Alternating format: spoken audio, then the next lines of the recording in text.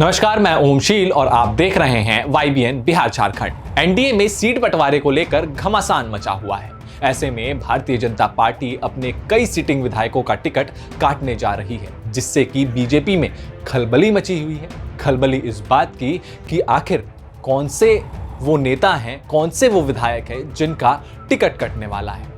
अगर हम नामों की बात करें तो कई नाम ऐसे हैं जिनको कि बिहार के भारतीय जनता पार्टी में काफ़ी बड़े नेता के रूप में देखा जा रहा है। मंगल पांडे को लेकर जिस तरीके से क्षेत्र में विवाद हो रहा है, जिस तरीके से मंगल पांडे को लेकर पूरे बिहार में अब पूर्व के दिनों में देखा होगा आपने, जिस तरीके से मंगल पांडे पर हमला हुआ अटल पथ पर, वो काफ़ी चिंताजनक था। वैसे ही श्रवण कुमार जो कि भारतीय जनता पार्टी के नेता हैं और काफ़ी वरिष्ठ नेता हैं, उनकी भी टिकट काटे जाने की बात कही जा रही है। तो सवाल यहाँ पर यह है कि आखिर अगर इन नेताओं के टिकट काट दिए जाते हैं तो इनके बदले कौन रहेगा चुनावी मैदान में?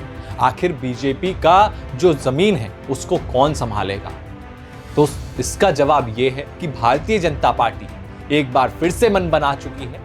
जो फॉर्मूला एमपी में दिखाया गया था, मध्य प्रदेश में दिखाया गया था, मध्य प्रदेश के विधानसभा चुनाव में दिखाया गया था, अब वही फॉर्मूला बिहार में भी जारी होने वाला है और बिहार में भी उसकी गूंज दिखेगी। मध्य प्रदेश के विधानसभा चुनाव में सबने देखा कि कैसे केंद्रीय नेताओं को विधानसभा चुनाव लड़वाया गया और उस विधानसभा चुनाव में इस जो फॉर्मूला बीजेपी ने तय किया था केंद्र नेताओं को चुनाव लड़वाने का, उसमें भारतीय जनता पार्टी को सफलता भी मिली।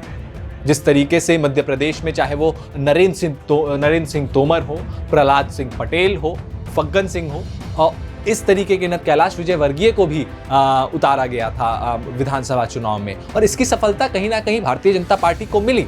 अब उसी फॉर्मूले पर बिहार में भी, बिहार विधानसभा चुनाव में भी केंद्रीय नेताओं को उतारने की बात कही जा रही है। जो नेता लोकसभा चुनाव हार चुके हैं या फिर कुछ नेता जो सांसद हैं, उनको भी लड़वाया जा सकता है। आज हम आपको ये भी बताएंगे कि आखिर वो कौन से संभावित नाम हैं जिनको चुनाव लड़ाया जा सकता है। चाहे हम वो बात रामकृपाल यादव की करें, जो कि लोकसभा चुनाव वो हार गए, लेकिन इस बार कहा जा रहा है कि उनको दानापुर सीट से उनको चुनाव लड़वाया जा सकता है। और रामकृपाल यादव एक काफ़ी वरिष्ठ नेता है बीजेपी के, और अगर बिहार विधानसभा चुनाव में उनको उतारा जाता है तो कहीं ना कहीं इसका फायदा भारतीय जनता पार्टी को मिलेगा।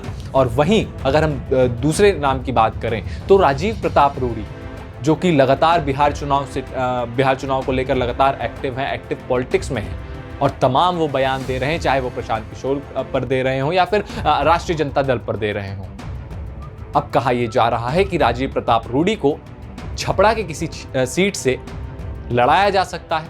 आखिर जो अंतिम निर्णय है वो 2 से 3 दिनों में निकलकर सामने आ सकता है। लेकिन सवाल यहां पर यह कि क्या मध्य प्रदेश में जो फॉर्मूला सफल हुआ भारतीय जनता पार्टी का, क्या वो बिहार में हो पाएगा? और अगर राजीव प्रताप रूडी और रामकृपाल यादव जैसे चेहरे उतरते हैं विधानसभा चुनाव में, तो इनके अलावा और कौन से नेता हो सकते हैं? तो नित्यानंद राय की भी बात चल रही है, और नित्यानंद राय क्या विधानसभा चुनाव लड़ेंगे? ये एक बहुत बड़ा प्रश्न चिन्ह है, क्योंकि जिस तरीके से वो लगातार बिहार के एक्टिव पॉलिटिक्स में हैं और लगातार वो चुनाव प्रचार भी कर रहे हैं और ग्राउंड जीरो से वो तमाम रणनीतियां भी बना रहे हैं। तो क्या एक बार फिर से नित्यानंद राय को अब बिहार विधानसभा चुनाव में मौका मिलने वाला है? और एक सवाल ये भी कि ऐसे कौन से नेता हैं, कितने ऐसे नेता हैं, कितने ऐसे विधायक हैं जिनकी टिकट काटी जा सकती है? तो अगर आंकड़ों की बात करें तो कम से कम 25 से 30 ऐसे नेता हैं भारतीय जनता पार्टी के, ऐसे विधायक हैं, सिटिंग विधायक हैं जिनकी टिकट काटी जा सकती है। इस बार भारतीय जनता पार्टी पूरी तरीके से कमर कस चुकी है कि इस बार कोई भी चांस नहीं लेना है और इस बार अच्छा प्रदर्शन बिहार में करके रहना है। तो चाहे शाम दाम दंड भेद किसी भी तर्ज पर वो चुनाव जीतना चाहती है और अपने हर सीटों पर एक मजबूत कैंडिडेट उतारना चाहती है। लेकिन सवाल यहां पर बड़ा ये हो जाता है कि अभी तक तो एनडीए में सीट बंटवारे को लेकर ही घमासान मचा हुआ है। आखिर ये सीट बंटवारे का जो घमासान है वो कब समाप्त होगा? और अगर सीट बंटवारे का घमासान समाप्त होता है तो क्या जो शीर्ष के नेता हैं, जो बड़े नेता हैं, चाहे वो नित्यानंद राय हो, राजीव प्रताप रूडी हो, क्या वो मानेंगे कि वो विधानसभा चुनाव लड़ेंगे और बिहार की विधानसभा में अपने ताकत को दिखाएंगे?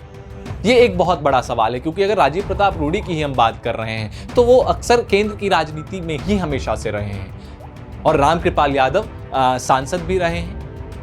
रामकृपाल यादव अभी कुछ नहीं है, वो लोकसभा चुनाव हार चुके थे, तो क्या विधानसभा चुनाव वो लड़ेंगे? क्या इस पर सहमति जताएंगे? बहरहाल बीजेपी अगर उन्हें मौका देती है तो स्वाभाविक तौर पर रामकृपाल यादव चुनाव लड़ेंगे, अगर हम सूत्रों की माने।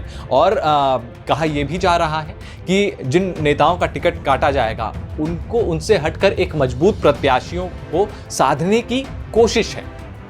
अब क्या मध्य प्रदेश वाला फॉर्मूला बिहार में काम करेगा या नहीं करेगा, ये एक बहुत बड़ा सवाल है। तो चलिए, आपको क्या लगता है कि क्या जो ये भारतीय जनता पार्टी एक नए फॉर्मूला लाना चाहती है बिहार में, क्या वो वाकई धरातल पर उतर पाएगा? क्या उसका फायदा बिहार विधानसभा चुनाव में भारतीय जनता पार्टी को मिलेगा या नहीं मिलेगा? कमेंट करके जरूर बताएं और वीडियो को लाइक, चैनल को सब्सक्राइब करना ना भूलें। नमस्कार।